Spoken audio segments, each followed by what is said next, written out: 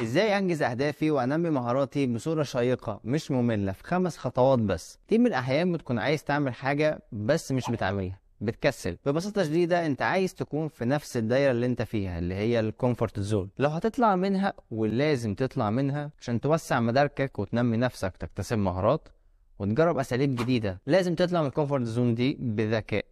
طيب ازاي؟ انا عبد الله وده شارع نفسي. لايك واشتراك في القناة، وبدون رغي كتير يلا بينا. اول خطوة عشان تنجز الهدف، اجعله اجزاء.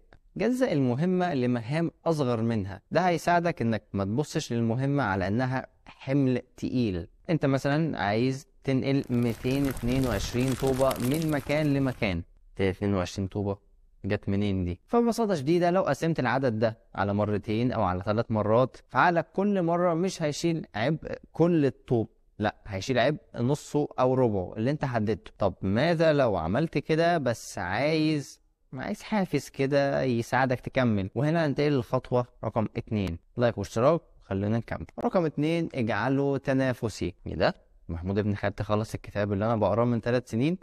طب والله انا خلصه انا كمان. التنافس بيخلي عندك كده حرقة داخلية تعمل الفعل ده، لا وتكون افضل واحد كمان. فلو قدرت خليك في مجتمع، يعني اقل شيء 2 معاك في المشوار اللي انت مكمل فيه. بس بحس اللي بعمله ممل، ده هينقلنا للخطوة رقم 3. خطوة رقم 3، اجعله لعبة. جدول الضرب صعب قوي. 2 في 2 ب4.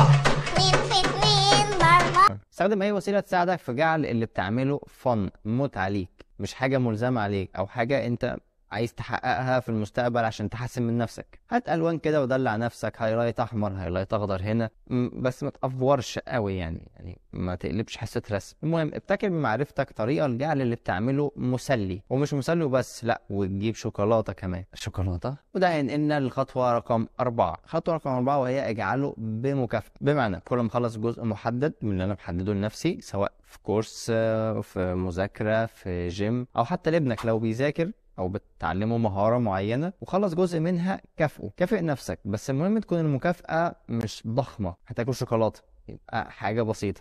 هتفرج على حاجة، برضو تكون بسيطة عشان ما تفقدش جوهرها. من مكافأة لشيء ملهي ومؤذي. بعد ما تعمل كل ده بينقلنا لآخر نقطة، وهي خطوة رقم 5، اجعله ملزم وليه حد أدنى. تعالى كده نبص بصة سريعة على ال5 خطوات.